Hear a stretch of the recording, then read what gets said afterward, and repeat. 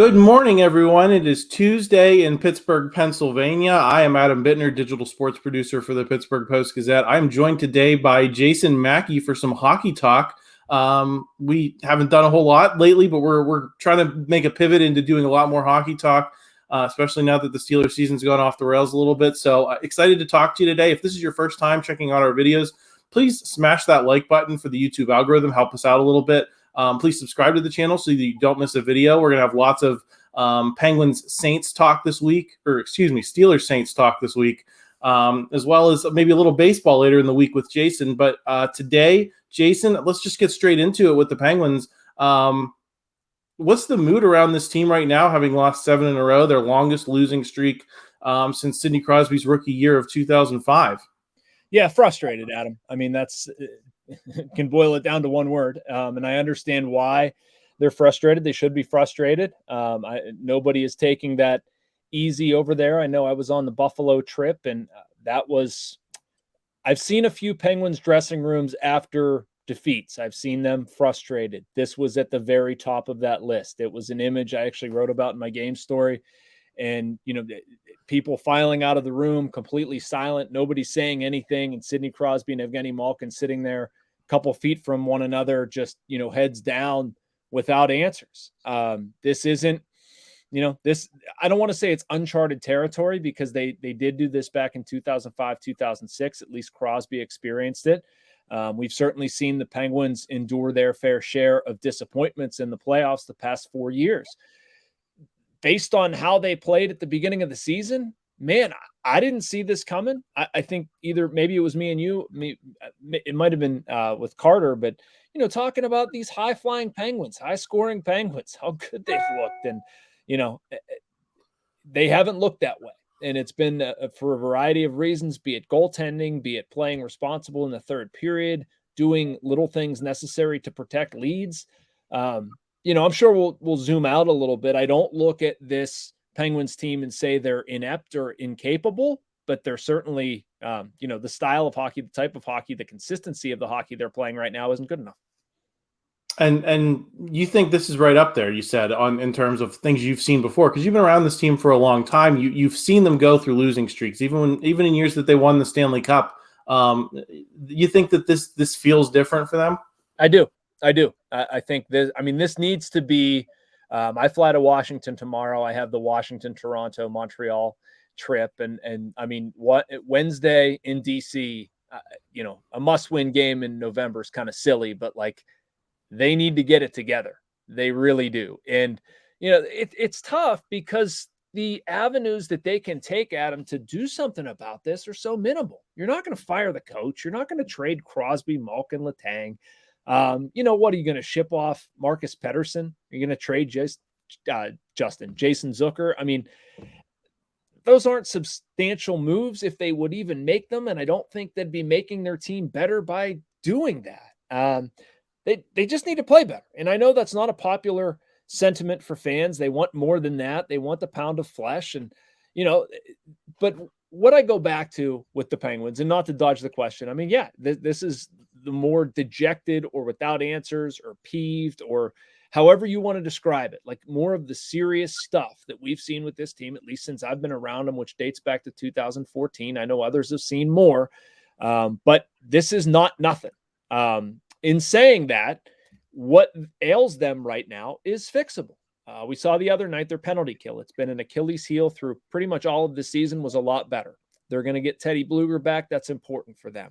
When they get Jeff Carter back, he practiced yesterday. I would expect him to play Wednesday in Washington. That's going to be big for them. They need more production out of their bottom six. And, if you look at their forwards right now, Sid's been good. Gino's been good. Zucker has actually been good. Rust, Raquel, Gensel, those guys have basically scored goals. I don't question the production coming from the top six. Look at their bottom six right now. They're either hurt or just, they're ghosts, and you need more from those guys, and that will help them out a lot. And then you concentrate on the defense. Brian Dumoulin hasn't been good enough. Obviously, Jeff Petrie hasn't been good enough, but are those guys bad players? I don't think so. I just think they're playing bad hockey right now. And I think the Penguins, it's a little bit on Mike Sullivan. It's a lot on the players. They need to adjust and play a more responsible brand of hockey. A lot of that is within their control, managing the puck better and such. Yeah, I was reading your post from last Thursday on things that need to be fixed that are not, these roster moves, coaching moves, things like that are just things that they need to do better. And one that stuck out to me, I think you noticed that at the time they had the fourth closest, at least when Tristan Jarry's in there, opponents are scoring from the fourth closest range in the NHL right now. Where do you rest the feet of blame in terms, maybe not in terms of individuals, but how does something like that happen? How do you let opponents score from in close so much, and then how do you fix that? Especially with the defensemen. Yeah, I mean, that's a great question, and it points to what we're talking about with Dumoulin and Petrie. I mean, those are two guys who around the net should be a lot better. Jeff Petrie has added a physical element to their blue line, but something that all good hockey teams need. You need somebody to clear out bodies in the crease. Like Tristan Jarry and Casey DeSmith haven't been great, but they also haven't had their eyes on pucks a lot. Those guys are looking through screens, and there are too many guys near the blue paint or in the blue paint. There was a sequence last game where Brian Dumoulin went to the net, and then basically there was a guy behind him. He had no awareness. I can't remember who it was from the Kraken who got this goal, but just leaving a spot open right in front of the net, right in front of the slot. And I know Matt Vensel has done a lot with like the shots from the slot and the rapidity of shots from the slot, the quality of shots they're getting based on data from Sports Logic. And I mean, it tracks. It tracks with the eye test. Guys are getting in there unharmed, and that is Dumoulin's job. That's Petrie's job. That's Jan Rutta's job, to get guys out of there and let the goaltender see the puck and don't give them grade A opportunities like that. And it comes down to physicality a little bit, but it also comes down to anticipation, reading, understanding where your teammates are. I mean, this isn't, in football, you can talk about, I don't know, running a cover two or certain patterns to disrupt what a defensive back is doing or make a safety react a certain way. Like in hockey, it's a little different where you're reading your own team a little bit, and there are layers and, where is this defenseman? Where else should I be expecting pressure? Is there back pressure? Are the forwards coming back to help? And the Penguins are sort of running a laundry list of stuff you shouldn't do right now, but it's not because they're incapable. It's almost like they're careless, although I hate that word. It's just not as Mike Sullivan uses the generality hard to play against, and it's a good one. I understand why he uses it, but a little bit more detail oriented in understanding what the heck is going on there. Like, it's not all about scoring the next goal. Sometimes it is about recognizing the situation, what might be coming, and finding guys around you, and not just like loafing. Again, I'm at a word that I don't like to use, but just sort of like do-ti-doing through an offensive or defensive possession. They've done that too much. Do you think the blue line is the one place, on this roster that there was really, to the extent there was an overhaul this offseason, that's where it happened. How much of that is a matter of guys not gelling or maybe guys expecting to do some things, their defense pairing, mate to do one thing and then he does another. And instead of them being proactive and stuff like that. Yeah, I don't know if I look at it that way. Because much has been made about Chris Letang, for instance. Like, I don't know if he's a -10 or something like that over this 6-7 game losing streak. I mean, it's been not good. Like, his play started out really solid, and then he's gotten exposed a little bit. At the same time, I've watched a bunch of Chris Letang, and what Chris Letang has done is basically what Chris Letang always does. And the fix there has been Brian Dumoulin. And that's what has made Dumoulin so valuable, is that he's steady, he's reliable. He's going to be in the right place. He's going to clean up those mistakes or gambles that Letang takes. That has nothing to do with adding or changing the defense. If anything, to sort of bust that narrative, Marcus Pettersson has probably been their best defenseman. He's paired with Jeff Petrie, one of their new additions. Like, Marcus Pettersson has seemed to figure it out and do just fine, despite Petrie not being great next to him. Rutta has been largely fine. P.O. Joseph has played next to Rutta a lot, and he has experienced no issues. So, I mean, you're seeing some individual performances that are below the line, and you're just seeing them exposed at really terrible times. And, basically, Adam, I mean, one of the things that's happening here is like everything that can go wrong for the Penguins right now is, and they're not helping themselves by doing things like, in Buffalo, they've got a 1-goal lead or 1, 2, whatever. There have been a lot of them. Like, they had a lead against Boston, a lead against Buffalo, a lead against Edmonton. And you're not playing with a lead. It's a football team with 4 minutes to go and you want to run the ball and salt away the clock. Like, that's basically what they're trying to do. Prevent a team from scoring. That means more than taking that next chance and attacking.